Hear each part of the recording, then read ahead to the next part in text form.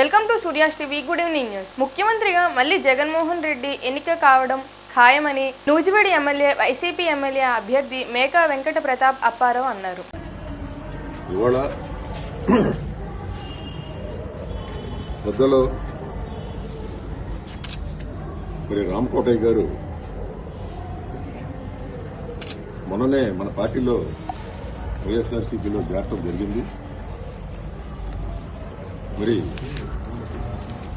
ఆ రోజున అక్కడ జగన్ గారి దగ్గర చేరి డైరెక్ట్ గా మనం ఏదర్లో అక్కడ అంత పొజిషన్లో ఉంటే అక్కడికి వచ్చి మన వ్యాన్ కూడా ఎక్కి ఈ విధంగా మనం అందరం కూడా కలిసికట్టుగా ప్రయాణం చేద్దాం. మనందరికీ కూడా ఏంటంటే రాబోయే రోజుల్లో మీ అందరూ తెలుసు, మా అందరూ తెలుసు, జగన్మోహన్ రెడ్డి గారు ముఖ్యమంత్రి అవటం ఖాయం మళ్ళీ రెండోసారి అని చెప్పేసి అందరూ తెలిసిన విషయాలు, అది ఎవరో రాసే విషయం కాదు. ఇవాళ ప్రజల్లో ఏంటంటే ఎట్లా ఉందంటే కింద నాడి ఎట్లా ఉందంటే చాలా ఊళ్ళు తిరుగుతున్నాం. రోజు సాయంత్రం 2 ఊళ్ళు. పెద్దోట్పల్లిలోని బ్రదర్ జోసెఫ్ తంబి పుణ్యక్షేత్రంలో ఆదివారం తెల్లవారుజామున ఈస్టర్ పండుగ పర్వదినాన్ని పురస్కరించుకొని విచారణ గురువులు అధ్యక్షతన ప్రత్యేక పూజలు నిర్వహించారు. గురించి ప్రశ్నిస్తూ ఉన్నారు.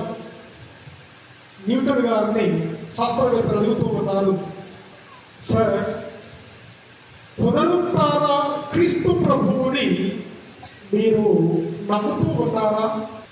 ఆ క్రీస్తు ప్రభువు ఒక మానవునిగా ఈ లోకంలో జన్మించి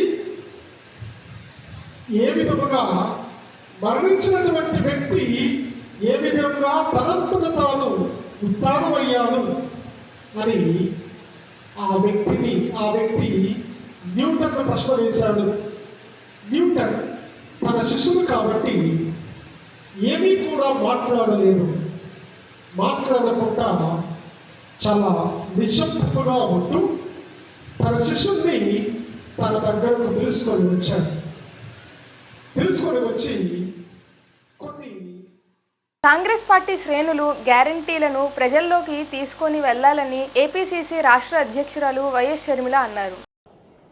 ఇవన్నీ కాంగ్రెస్ పార్టీ గ్యారంటీలను ఈరోజు ప్రజల మధ్య పెడుతుంది కాంగ్రెస్ పార్టీ.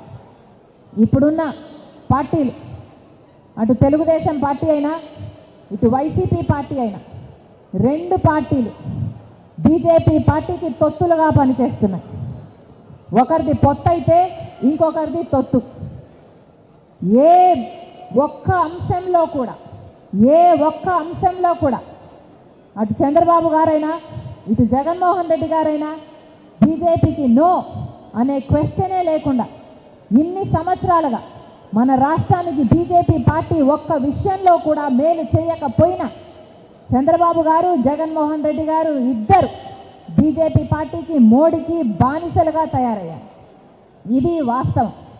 ప్రత్యేక హోదా మనకు 10 సంవత్సరాల కింద రావాల్సిన అంశం ఈ రోజుటి వరకు రాలేదు. బీజేపీ పార్టీ మనకు ప్రత్యేక హోదా ఇవ్వకపోయినా, పోలవరం ప్రాజెక్ట్ ఇవ్వకపోయినా, రాజధాని కట్టే విషయంలో సహాయం చేయకపోయినా, కడపలో స్టీల్ ఫ్యాక్టరీ లేకపోయినా, ఏ ఒక్క అంశంలో కూడా మనకు సహాయం చేయకపోయినా కూడా ఒక పక్క తెలుగుదేశం పార్టీ, ఒక పక్క వైసీపీ పార్టీ, జగన్మోహన్ రెడ్డి గారైనా చంద్రబాబు గారైనా. పవిత్ర రంజాన్ మాసం సందర్భంగా విజయవాడ లెనిన్ సెంటర్ నాగసాయిబాబా మందిరం నిర్వాహకులు సుధాస్వామి ఆధ్వర్యంలో రంజాన్ తోఫా పంపిణీ కార్యక్రమాన్ని నిర్వహించారు. పండగల్ని ఘనంగా అత్యంత వైభవంగా చేస్తున్నటువంటి మందిరం నగరంలో ఏది అని అంటే అది నాగసాయిబాబా మందిరం. ఈ మందిరానికి ఒక ప్రత్యేకత ఏంటంటే ఎక్కడా లేనటువంటి అమ్మవారు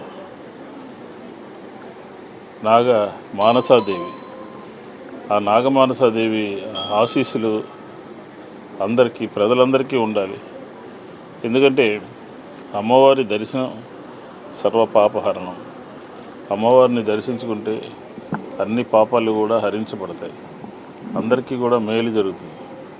ఇట్లాంటిది ఈరోజు నాగసాయిబాబా మందిరంలో ప్రతి సంవత్సరం లాగానే ఈ సంవత్సరం కూడా ఈ దినాన విశేషమైనటువంటి పూజలు జరుగుతూ ప్రజలందరికీ అందుబాటులో ఉండి ప్రజలకి మంచి చేస్తూ సేవ చేస్తూ మైనార్టీ సోదరులకు కూడా ఈ దేవాలయం కుల మత ప్రాంతాలకు అతీతంగా వారందరికీ కూడా మేలు చేస్తుంది అని చెప్పి ఈ సందర్భంగా తెలియజేస్తాను. విజయవాడ ప్రజలకు మంచినీరు కూడా అందించలేని దుస్థితిలో రాష్ట్ర ప్రభుత్వం ఉందని సెంట్రల్ నియోజకవర్గ సిపిఎం రాష్ట్ర కార్యదర్శి వర్గ సభ్యులు బాబురావు విమర్శించారు. మంచినీళ్ళని అన్ని గొట్టాలు రిజర్వాయర్లు వచ్చినా నీళ్ళు ఇవ్వడం చేతకాని ప్రభుత్వంలాగా మారిపోయింది. మరి ఇంతకంటే నీళ్ళు ఇవ్వలేని ప్రభుత్వం రేపు అవి ఉద్ధరిస్తాం ఈ ఉద్ధరిస్తాం ఏం చేశారు? అంతకుముందు తెలుగుదేశం ఉన్నారు, ఇప్పుడు బీజేపీ ఉంది, ఇప్పుడు వైసీపీ ఉంది.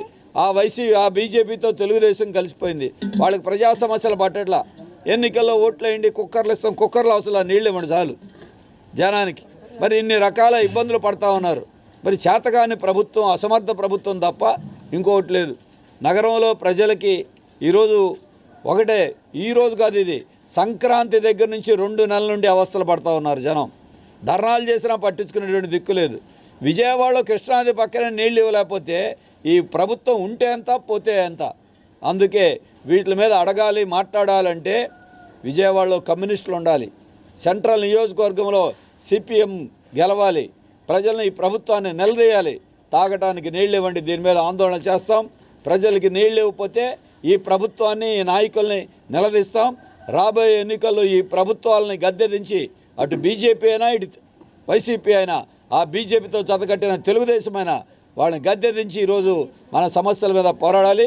నీళ్లు వెంటనే, ఇప్పుడు ఇంకా వేసవి ఇంకా ముదరక ముందే నీళ్లు లేవు, ఇంకా వేసవకాలంలో ఇంకా ఏమి తాగబతకాలి? చొక్క నీళ్ళు ఇవ్వలేనటువంటి ప్రభుత్వం ఈ రకమైనటువంటి అసమర్థమైనటువంటి పరిస్థితిలో ఉంది. పైపెచ్చు చెత్త మీద పన్ను చెప్తున్నారు. డబ్బులు లేకపోతే అంట ఫోన్పే చేయాలంట. మరి నీళ్లు కూడా ఫోన్పే చేస్తారా? బిందెల్లో నీళ్ళు ఎట్లాగో లేవు. మంగళగిరి శ్రీ లక్ష్మీ నరసింహస్వామి పరకామణి లెక్కింపు ఆలయ అధికారి రామ్ కోటిరెడ్డి ఆధ్వర్యంలో నిర్వహించారు. మొత్తం కానుకల రూపంలో 50,97,560 నగదు స్వామివారికి గత సంవత్సరం కంటే అధికంగా స్వామివారి కానుకలు భక్తులు సమర్పించుకున్నారని అన్నారు.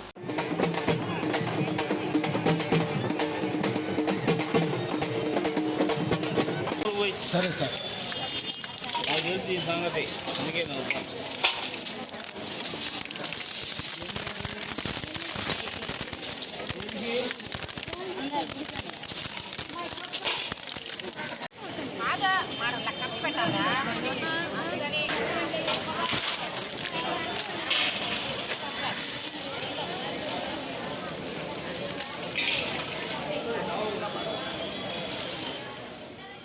ఈ వార్తలు ఇంతటితో సమాప్తం.